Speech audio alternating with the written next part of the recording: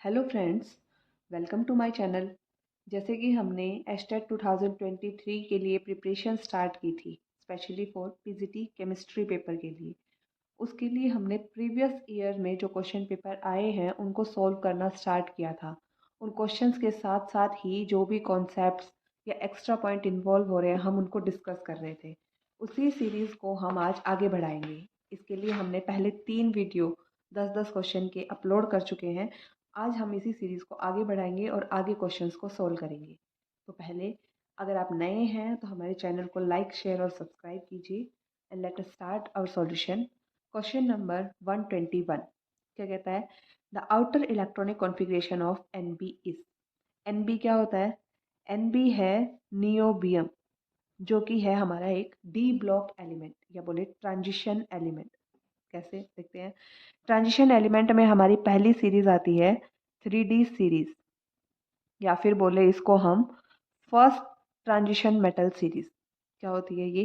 Scandium, titanium, vanadium, chromium, manganese, iron, cobalt, nickel, copper, zinc. ये हमारी 3D series होती है। याद है तो बहुत बढ़िया, अगर याद नहीं है तो क्रैम कर लो। निमोनिक्स होती है इसके लिए, सिर्फ तुम विवाह कर लो मुझसे, फिर कोई नहीं कहेगा चल। निमोनिक्स सिर्फ याद करने का तरीका होता है, धीरे धीरे आप इसको लिख के प्रैक्टिस करो, याद हो जाएगा।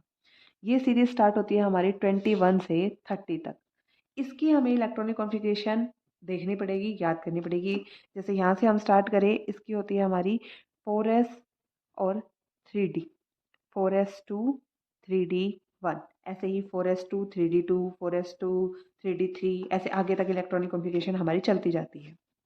बात करें हम, नेक्स्ट है हमारी 4D सीरीज़, या फिर बोले second transition series, starting from yttrium, then zirconium, then हमारा एनबी नियोबियम, हमारा यही एलिमेंट है।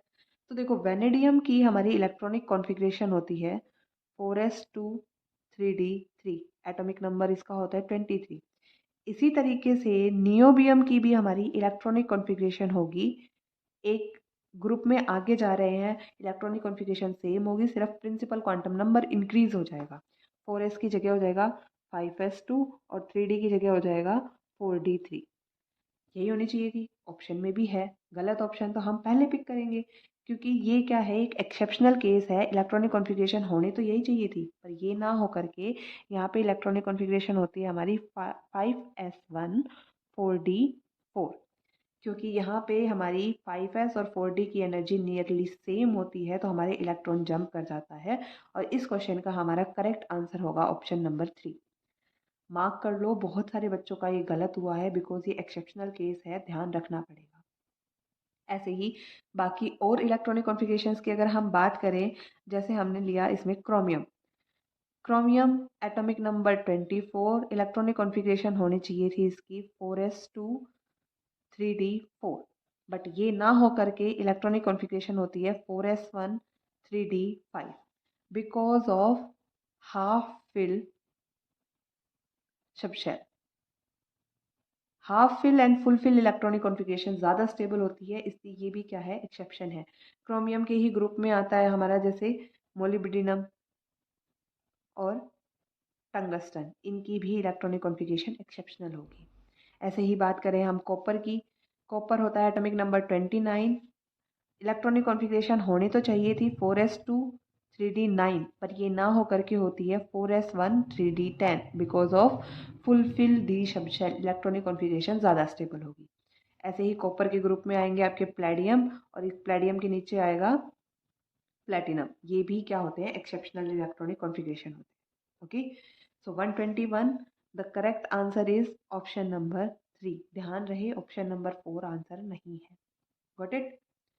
Moving to the next question, question number 122।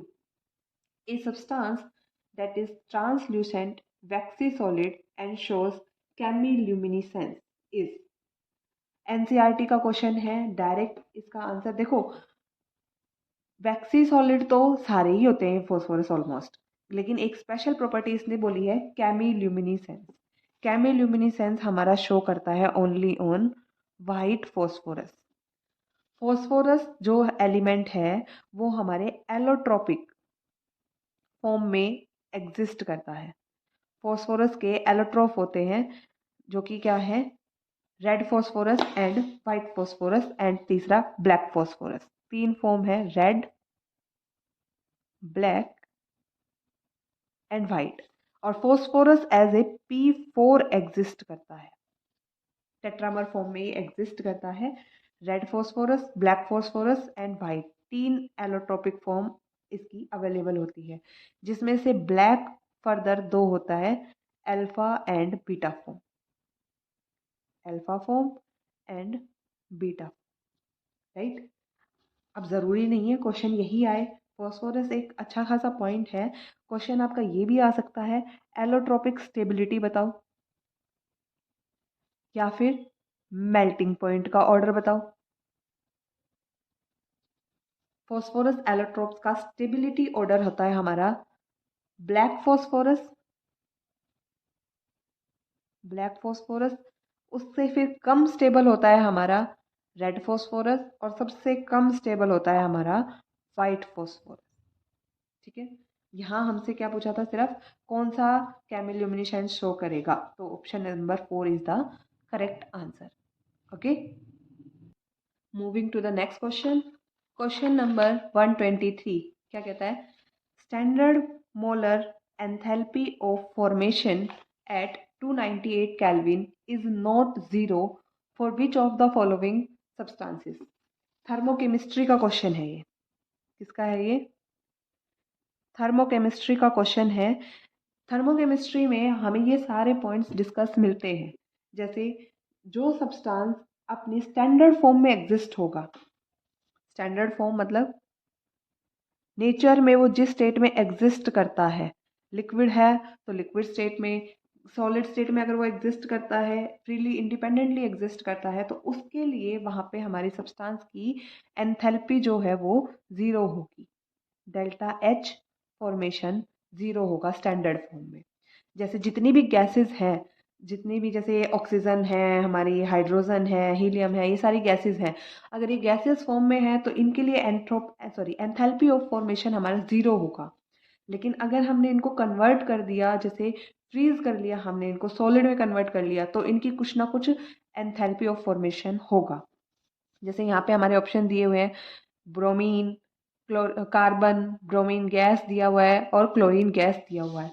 हमारा, हम बात कर लेते हैं जैसे गैसेस की, F2, Cl2, Br2, I2। Fluorine जो है वो हमारा गैसेस स्टेट में एग्जिस्ट करता है, क्लोरीन भी गैसेस स्टेट में एग्जिस्ट करता है, लेकिन ब्रोमीन क्या है, हमारे पास नेचुरली लिक्विड स्टेट में एग्जिस्ट करता है, और आयोडीन सॉलिड स्टेट में एग्जिस्ट करता है। अगर ये इसी फॉर्म में है तो हमारा डेल्टा एच फॉर्मेशन ज़ीरो होगा, एंथैल्पी ऑफ फॉर्मेशन इनकी ज़ीरो होगी। अब कार्बन है, इसने दिया है ना ऑप्शन में, carbon as a graphite. Carbon हमारा दो फॉर्म में एग्जिस्ट करता है, allotropic form, graphite and diamond.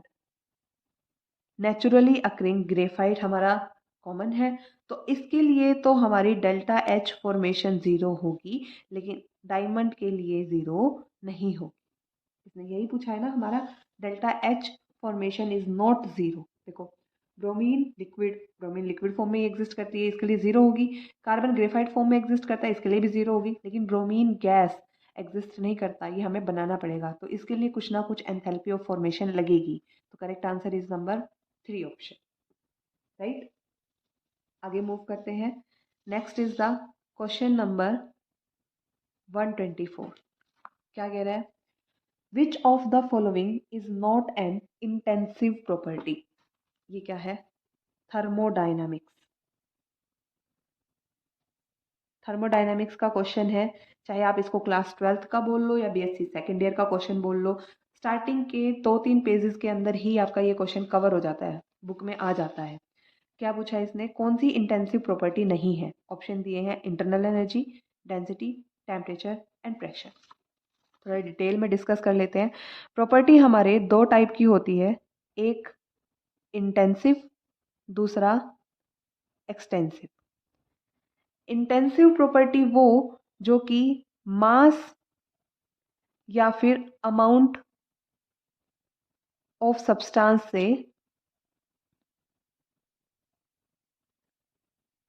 Independent हो। मतलब क्या उसका अमाउंट प्रेजेंट है क्या नहीं है, इस चीज का उस पर कोई इफेक्ट ना आए। देखो, आई से इंटेंसिव, आई से इंडिपेंडेंट, इंडिपेंडेंट ऑफ मास या अमाउंट। एक्सटेंसिव प्रॉपर्टी जो कि करेगी डिपेंडेंट ऑन मास या फिर अमाउंट ऑफ सब्सटेंस, अमाउंट या मास पे डिपेंड करेगी। इंटेंसिव प्रॉपर्टी कब हो सकती है? एक्सटेंसिव, तो जैसे मास पे जो डिपेंड करेगी वो सारी एक्सटेंसिव है। फॉर एग्जाम्पल आपका है वॉल्यूम, मास। दूसरा अगर हम बोले एनर्जी टर्म्स, जितनी भी एनर्जी टर्म्स है, चाहे वो आपकी गिब्स फ्री एनर्जी है, हेल्महोल्ट्ज एनर्जी है, एंट्रोपी है, ये सारी के सारी क्या है, एंथैल्पी है या कुछ, ये सारे के सारे टर्म्स आपकी क्या है, एक्सटेंसिव प्रॉपर्टी है। इंटेंसिव प्रॉपर्टी कब हो सकती है? या तो हम रेशो ले लें, ratio of any two extensive property, किन्हीं भी दो एक्सटेंसिव प्रॉपर्टीज का रेशो इंटेंसिव होगा। या फिर हम प्रॉपर्टी को स्पेसिफिक कर दें, specific for particular amount, amount को हम फिक्स कर दें। फॉर एग्जाम्पल है हमारा डेंसिटी। डेंसिटी क्या होती है? Mass upon volume. मास क्या है? एक्सटेंसिव, वॉल्यूम भी एक्सटेंसिव, लेकिन इन दोनों का रेशियो मिलकर वो क्या बन जाएगी? इंटेंसिव प्रॉपर्टी बन जाएगी। इसी तरीके से स्पेसिफिक हीट, स्पेसिफिक हीट मतलब सीवी, सीपी, ये क्या है हमारी, स्पेसिफिक कर दिया ना हमने, किसी पर्टिकुलर अमाउंट के लिए इनको फिक्स कर दिया, तो ये भी क्या है हमारी इंटेंसिव प्रॉपर्टीज है, राइट। अगर हम ले मोलैरिटी, मोलैरिटी क्या होती है? Number of moles divide by volume, ये भी क्या है? एक्सटेंसिव प्रॉपर्टी का रेशियो है। स्पीड, स्पीड क्या होती है? डिस्टेंस पर यूनिट टाइम, तो ये दोनों भी क्या हो जाएंगी? Intensive properties, right. क्वेश्चन देखते हैं। देखो ऑप्शंस देखते हैं। इंटरनल एनर्जी, इंटरनल एनर्जी पहले ही बताया, एनर्जी की सारी टर्म्स क्या होती है? एक्सटेंसिव होती है। डेंसिटी रेशियो है, इंटेंसिव होगा। टेम्परेचर एंड प्रेशर, ये भी क्या है? इंटेंसिव प्रॉपर्टी है। बच गया क्या? Answer is the option number 1। ठीक है, नेक्स्ट क्वेश्चन पे मूव करते हैं। क्वेश्चन नंबर 125 क्या कहता है? विच of the following molecule has highest dipole moment? Dipole moment किसका हाईएस्ट होगा? ऑप्शन क्या क्या है हमारे पास? देखो, अमोनिया, क्वेश्चन नंबर 125, पहला है ammonia, second option CCl4, then NF3, then BF3। ठीक है, डाइपोल मोमेंट कैसे निकालते हैं? पहले तो हम इनकी स्ट्रक्चर, अमोनिया कैसा होता है? पिरामिडल, एक ऐसे लोन पेयर होगा और तीन हमारे पास हाइड्रोजन होंगे। CCl4 ये क्या होता है? Tetrahedral. Then NF3 pyramidal shape ही होगी, बस हाइड्रोजन की जगह फ्लोरीन आ जाएंगे। और BF3 क्या है? हमारा एक प्लेनर मॉलिक्यूल। किसका डाइपोल मोमेंट हाईएस्ट होगा, हमें ये बताना है। देखते हैं। डाइपोल मोमेंट क्या होता है? इलेक्ट्रोनेगेटिव एटम अपनी तरफ इलेक्ट्रॉन डेंसिटी को पुल करता है। पहला कुछ देखो, नाइट्रोजन हाइड्रोजन, नाइट्रोजन की इलेक्ट्रोनेगेटिविटी, इलेक्ट्रोनेगेटिविटी नाइट्रोजन की ज़्यादा होती है हाइड्रोजन से, तो ये क्या करेगा? लोन पेयर अपनी तरफ पुल करेगा।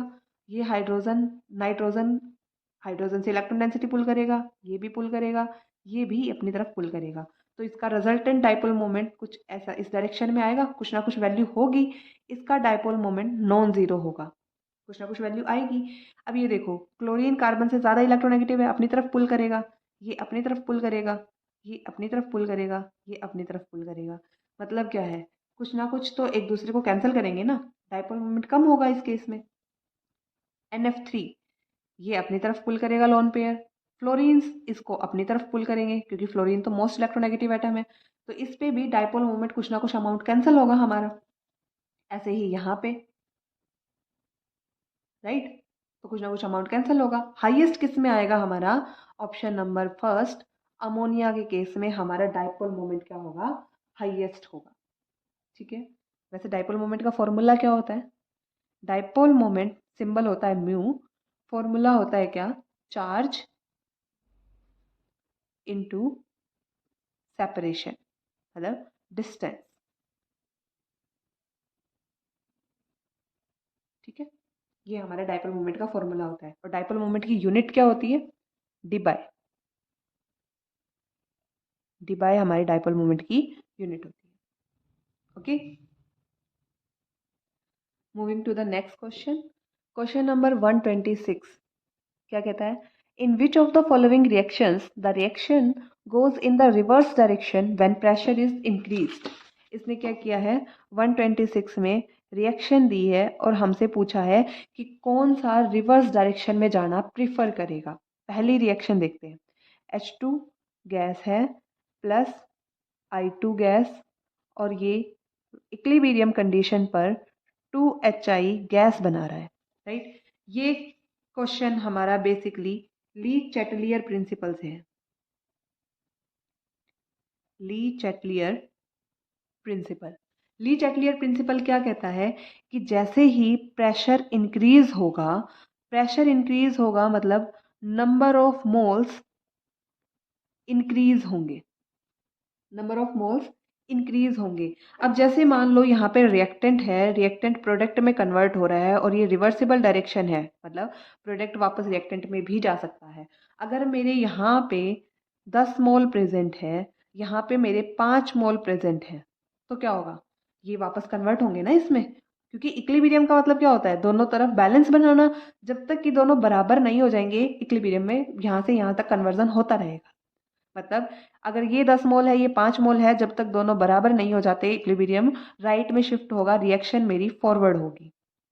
लेकिन अगर मैं उल्टा कर दूं, यहाँ मेरा रिएक्टेंट 5 मोल हो जाए और ये वाला प्रोडक्ट मेरा 10 मोल बन जाए, तो क्या होगा? अभी इक्विलिब्रियम एस्टेब्लिश होना है, प्रोडक्ट कन्वर्ट होना शुरू हो जाएगा रिएक्टेंट में, तो ये क्या हो जाएगी मेरी यहाँ पे अब बैकवर्ड रिएक्शन हो जाएगी। अगर कंडीशन ये हो कि दोनों तरफ अमाउंट बराबर हो जाए, 5 मोल 5 मोल, अब क्या होगा? अब दोनों में इक्विलिब्रियम एस्टेब्लिश हो चुका है, रिएक्शन नहीं होगी। दोनों तरफ प्रेशर या नंबर ऑफ मोल्स बराबर हो जाएंगे तो रिएक्शन नहीं होगी। ये बस एक एग्जांपल लेके समझाया है, बाकी यहाँ पे मोल वगैरह कुछ दिया हुआ नहीं है, राइट। देखते हैं जो हमारी पहली रिएक्शन है। देखो यहाँ पे क्या हो रहा है? रिएक्टेंट साइड में, लेफ्ट हैंड साइड में हाइड्रोजन का 1 मोल, आयोडीन का 1 मोल, और यहाँ क्या बना रहे हैं? 2 मोल HI बना रहे हैं। रिएक्टेंट साइड टोटल मोल कितने हैं? 2, और यहाँ पे भी कितने हैं? 2 मोल। तो क्या हो गया? 2 मोल इधर है, 2 मोल उधर है, दोनों तरफ बैलेंस है ऑलरेडी, तो रिएक्शन क्या होगी? फॉरवर्ड ना, फॉरवर्ड जाएगी ना ही बैकवर्ड जाएगी। ठीक है, अब इसका सेकेंड ऑप्शन देखते हैं। सेकेंड ऑप्शन क्या है? N2 gas plus 3H2 gas equilibrium establish कर रही है 2NH3 गैस। देखो ये सेकेंड ऑप्शन हमारा। यहाँ पे 1 मोल N2 का, 3 हाइड्रोजन के, टोटल कितने हो गए? 1 and 3 4 मोल, और यहाँ पे कितने हैं? 2 मोल। लेफ्ट हैंड साइड में ज़्यादा है तो रिएक्शन हमारी कहाँ जाएगी? फॉरवर्ड डायरेक्शन में। लेकिन इसने तो रिवर्स पूछा है ना। आगे मूव करते हैं। Third option, carbon solid. देखो carbon solid plus CO2 gas convert हो रहे हैं 2CO गैस में, यही है, 2CO गैस में कन्वर्ट हो रहे हैं। अब यहाँ पे प्रेशर लेते हैं हम, तो प्रेशर तो सॉलिड्स का तो होता नहीं है, गैसेस का, लिक्विड्स का। तो यहाँ पे सॉलिड के मोल हम काउंट नहीं करेंगे। CO2 का 1 मोल और यहाँ पे CO के 2 मोल, 1 से 2, तो ये क्या होगी? रिएक्टेंट साइड मोल कम है ना, तो ये क्या होगी? रिएक्शन बैकवर्ड जाएगी। बैकवर्ड मतलब रिवर्स रिएक्शन होगी। 126 का करेक्ट आंसर कितना हो जाएगा? Option number third. पर एक बार देख लेते हैं अगला ऑप्शन भी। 1 मोल CO रिएक्ट करेगा 3 हाइड्रोजन्स के साथ, और ये क्या है? 1 मोल मीथेन और वाटर प्रोड्यूस कर रहा है। तो यहाँ कितने हो गए? 1 और ये 3, 4 मोल, और ये 1 and 1 2। यहाँ पे 4 रिएक्टेंट की साइड ज़्यादा है, प्रोडक्ट की साइड सिर्फ 2 है, तो ये क्या होगी? फॉरवर्ड रिएक्शन होगी। Okay, correct answer is option number 3। आगे मूव करते हैं। Question number 127। 127 क्या कह रहा है? विच of the following have the most negative electron gain enthalpy? ठीक है, most negative electron gain enthalpy. Electron gain enthalpy का मतलब क्या है? Electron affinity. दो टर्म होती है हमारे पास, एक होता है इलेक्ट्रॉन नेगेटिविटी, एक होता है इलेक्ट्रॉन एफिनिटी। इलेक्ट्रॉन नेगेटिविटी तो क्या होती है? Tendency to attract, tendency to attract the shared pair of electron towards itself, मतलब अपनी तरफ उनको खींचने की टेंडेंसी। इलेक्ट्रॉन एफिनिटी खींचने के साथ साथ उनको अपने पास रखने की टेंडेंसी। ठीक है, इलेक्ट्रॉन बुला तो लिया, लेकिन अगर रखने की जगह नहीं है तो उसकी इलेक्ट्रॉन एफिनिटी कम हो जाएगी। ठीक है, देखो अब हमारे पास इन्होंने दिया है क्या? Fluorine, chlorine, phosphorus and sulphur. अब इतना तो हमें पता है ना, हमारी पीरियोडिक टेबल में सबसे ज्यादा इलेक्ट्रोनेगेटिव एटम, इलेक्ट्रोनेगेटिविटी हमारी होती है फ्लोरीन की। फ्लोरीन फैमिली देख बात करें हम, फ्लोरीन, क्लोरीन, ब्रोमीन, आयोडीन, इनके पास आउटर मोस्ट शेल में 7 इलेक्ट्रॉन है। अगर इनके पास एक और इलेक्ट्रॉन मिल जाए तो ये नोबल गैस कॉन्फ़िगरेशन अक्वायर कर लेंगी। इसलिए इनकी इलेक्ट्रॉन गेन एंथैल्पी और इलेक्ट्रॉन एफिनिटी पीरियोडिक टेबल में बाकी एलिमेंट्स के कंपैरिजन में ज़्यादा होती है। तो फॉस्फोरस और सल्फर तो हमारे वैसे ही कैंसिल हो गए। अब बात करें हम फ्लोरीन और क्लोरीन में से, इन दोनों में से किसकी इलेक्ट्रॉन एफिनिटी ज़्यादा होगी? अब फ्लोरीन, इसका साइज बेचारे का इतना सा, क्लोरीन का साइज इतना। फ्लोरीन के पास स्मॉल साइज होने की वजह से न्यूक्लियर चार्ज तो ज़्यादा है, इलेक्ट्रॉन को बुला तो लेगा, लेकिन इलेक्ट्रॉन को रख पाने की जगह नहीं है इसके पास। क्लोरीन के पास इलेक्ट्रोनेगेटिविटी भी है और इलेक्ट्रॉन को रख पाने की जगह भी है। जगह भी है तो ये इलेक्ट्रॉन को इजीली ले लेगा। यहाँ पे क्लोरीन की इलेक्ट्रॉन एफिनिटी फ्लोरीन से ज़्यादा होगी। So option number 2 is the correct answer. Answer क्या है? मूव करते हैं नेक्स्ट क्वेश्चन पे। Question number 128। 128 क्या कह रहा है? The wavelength of A ball of mass 100 ग्राम, मास कितना दिया है बॉल का? 100 ग्राम, मूविंग विद वेलोसिटी 10 मीटर पर सेकेंड। इस वेलोसिटी इतनी है तो इसने क्या पूछा है? वेवलेंथ पूछा है। एटॉमिक स्ट्रक्चर से है क्वेश्चन, ज़्यादा बड़ा नहीं है, छोटा ही है। De Broglie wavelength, de Broglie wavelength का क्वेश्चन है। डी ब्रोगली ने क्या कहा था? लैम्डा इक्वल्स टू होगा हमारा H upon M V. H क्या है? प्लैंक्स कांस्टेंट, जिसकी वैल्यू क्या होती है? 6.626 into 10⁻⁻34 metre, sorry joule second. क्या होती है? Joule second. मास हमें गिवन है, वेलोसिटी हमें गिवन है, बस फॉर्मूले में रख दो, क्वेश्चन सॉल्व। लेकिन देखो एक चीज़ है यहाँ पे, जूल क्या है? एक एसआई यूनिट है, लेकिन ग्राम क्या है? मास की एसआई यूनिट नहीं है, एसआई क्या है? किलोग्राम। तो हम इसको कन्वर्ट करेंगे। Lambda equals to 6.626 into 10⁻⁻34 joule second. Mass क्या है? 100 ग्राम, और 1 किलोग्राम में कितने होते हैं? 1000 ग्राम, राइट। अगर हम इसको किलो में कन्वर्ट करेंगे तो क्या होएगा? 100 ग्राम हमारा इक्वल होगा 10 kg के, सॉरी 0.1 kg के इक्वल होगा। ठीक है, तो ये क्या होगा? 0.1 kg इंटू 10 मीटर पर सेकेंड। कर लो कैलकुलेट। लैम्डा वैल्यू क्या आ जाएगी? देखो इससे तो ये वैल्यू कैंसिल हो गई, 0.1 से 10 कैंसिल हो गया, सीधी सीधी हमारी क्या वैल्यू आ गई? 6.626 इंटू 10⁻⁻34। आंसर चेक करते हैं। 6.6, ऑप्शन नंबर 1 ही हमारा क्या है? Correct answer. Okay, next question पे मूव करते हैं अभी। नेक्स्ट है हमारा question number 129। Delta G for a spontaneous reaction at a constant pressure and temperature is. Thermodynamics का क्वेश्चन है। एक कॉन्सेप्ट होता है हमारा क्राइटेरिया ऑफ स्पॉन्टेनिटी। देखो इससे पहले एक ट्रिक डिस्कस कर लेते हैं हम। ट्रिक क्या कहती है, ऐसे एक बॉक्स बनाओ, वहाँ पे लिखो ऐसे सत्य, प्रकाश, वेरी, टायर्ड। याद करने का तरीका है ये, सत्य, प्रकाश, वेरी, टायर्ड। हे गॉड, अभी उठा लो, ऐसे लिखना है।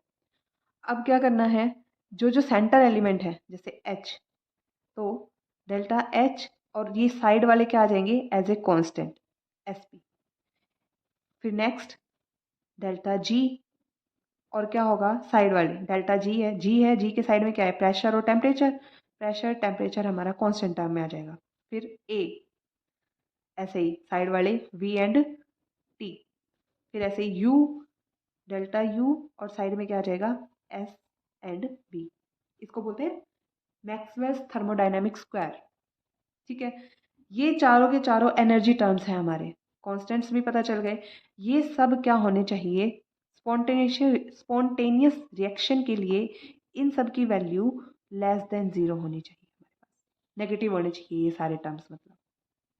ठीक है, इसने यही बोला था, देखो स्पॉन्टेनियस प्रोसेस डेल्टा जी की value at constant pressure and temperature, pressure and temperature. इस क्वेश्चन को कैसे भी ये घुमा के पूछ सकता है, इनमें से कोई भी पॉसिबिलिटी बन सकती है। एक और होता है हमारा criteria of spontaneity delta S, entropy. सुना होगा ना, entropy randomness of A system क्या होती है, ऑलवेज ग्रेटर देन जीरो होती है। और एंट्रोपी देखो यहाँ है, इसके साइड में हम चलेंगे तो यहाँ पे एच एंड पी, तो delta S at constant H and P. ऐसे ही इधर चलेंगे तो delta S at constant you and P. ये क्या होगी हमेशा ग्रेटर देन जीरो। तो ये 1 2 3 4 5 एंड 6, ये क्या है 6 क्राइटेरिया ऑफ स्पॉन्टेनिटी है। ओके, आगे मूव करते हैं next question. Sorry, next question से पहले हमने आपको इसका आंसर तो बताया ही नहीं। क्वेश्चन नंबर 129, देखो होनी चाहिए क्या, डेल्टा जी नेगेटिव होना चाहिए, क्या है ऑप्शन नंबर 2 क्या है हमारा करेक्ट आंसर है। ओके, अब मूव करते हैं अगले क्वेश्चन पे। Question number 130। 130 क्या कहता है, what is the total number of orbitals associated with the principal quantum number n equals to 3। n की वैल्यू क्या दी है, प्रिंसिपल क्वांटम नंबर दे दिया हमें 3, तो और इसने पूछा क्या है नंबर ऑफ ऑर्बिटल्स। सीधा फॉर्मूला होता है नंबर ऑफ ऑर्बिटल निकालने का क्या, n स्क्वायर। तो हम इसका क्या करेंगे 3 स्क्वायर, मतलब टोटल ऑर्बिटल प्रेजेंट होंगी हमारे पास 9। और हर एक ऑर्बिटल में कितने, 2 इलेक्ट्रॉन होते हैं, तो 9 इंटू 2 कितने इलेक्ट्रॉन अगर पूछे तो कितने हो जाएंगे 18 इलेक्ट्रॉन। ऐसे निकाल सकते हो। अदरवाइज इसका दूसरा मेथड क्या होता है, n की वैल्यू हमें 3 दी हुई है, तो l की वैल्यूज क्या हो जाएगी, l होता है हमारा n-1, मतलब 3 - 1 हो जाएगा 2। वैल्यू लाई करेगी हमारी 0 1 एंड 2। 0 का मतलब होता है s सब शेल, 1 का होता है p, 2 का मतलब होता है d सब शेल। और हमें पता है s में एक ऑर्बिटल होती है, p में हमारे पास 3 होती है, d में होती है हमारे पास 5 ऑर्बिटल। टोटल कितनी हो गई 9 orbital. That's all for today. Thank you. Like share and subscribe the channel.